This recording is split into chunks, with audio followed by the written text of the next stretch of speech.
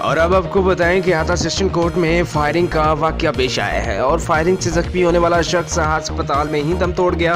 Police जराये का कहना है कि सेशन कोर्ट के सामने फायरिंग के मामले में सर्च ऑपरेशन करते हुए पीसी टावर से मुलजमान की गाड़ी पकड़ ली है। तमाम एसएसपी ऑपरेशन का कहना है कि गाड़ी से असला भी बरामद हुआ, जबकि मुलजमान फरार होने में कामयाब हो गए। मुलजमान जदीद असला से फायरिंग की। पुलिस के मुताबिक पुलिस फोर्स और डॉल्फिन फोर्स का इलाके में सर्च ऑपरेशन जारी है। इनका कहना है कि मुलजमान को जल्द गिरफ्तार कर लिया जाएगा। जबकि सेशन कोर्ट के सामने फायरिंग के मामले में जहां बाग होने वाले शख्स की शनाख्त शहजाद के नाम से हुई है। जहां बाग होने वाला शख्स चक जुमरा का रहायशी था, जबकि जहां बाग होने वाले शख्स 2 कत्ल के मुकदमात में मुलव्वस भी था। जबकि अबूरी जमानत के लिए आज अदालत में आया था, अदालत में पेश भी हुआ। इसके बाद बाहर निकला तो मुलजमान ने फायरिंग करके हिलाक कर दिया।